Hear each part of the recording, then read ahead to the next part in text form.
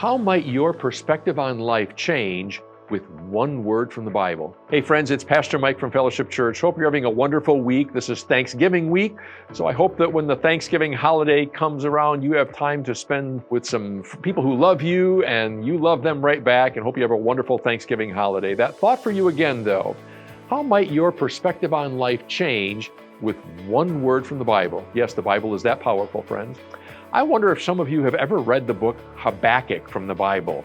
Right now you're thinking, did he just make that up? That doesn't sound like any book I've ever heard of before. Yes, Habakkuk is one of the minor prophets. It's found in the Old Testament.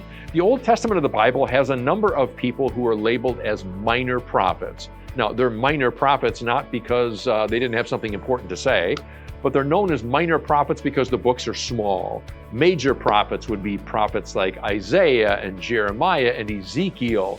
Minor prophets are more like Habakkuk and Nahum and Obadiah. Well, the book of Habakkuk is only about 3 chapters long. That's it. It takes about 15 minutes to read, 3 chapters and just a few pages in my book. But Habakkuk was written during one of the most difficult times in Israel's history. It was written, we believe, about 600 years before Jesus was born. 2 real difficulties the people were facing. First of all, there was an invading army that was conquering and causing a lot of oppression. And on top of that, the economy was shot. Not just a few little difficulties, I mean shot like stock market crash shot. So there's a part in the book of Habakkuk, Habakkuk 3, where he says, even if the fig trees are not producing grapes and the olives are not producing olives, even if there are no sheep in the pen and no cattle in the stalls. Sounds pretty depressing, doesn't it?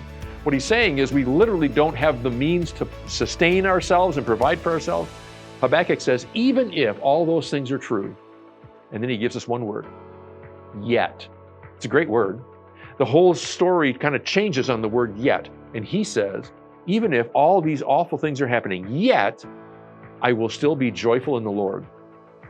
I think it's a great idea, and it's a great thought as to just how powerful one word from the Bible can be. And friends, that word yet is a perspective changer, because Habakkuk could have never written that if he didn't have his eyes on the Lord, even during some really difficult experiences in his life.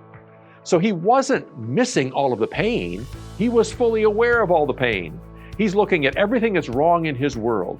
And he wasn't saying, you know, God, if you could fix all this stuff, I'd be joyful. That's not what he said. He said, even if all that stuff persists and this pain is still here and life is just flat out uncomfortable right now, I'm still going to be joyful. Why? Because God is above all of this. And because God doesn't change.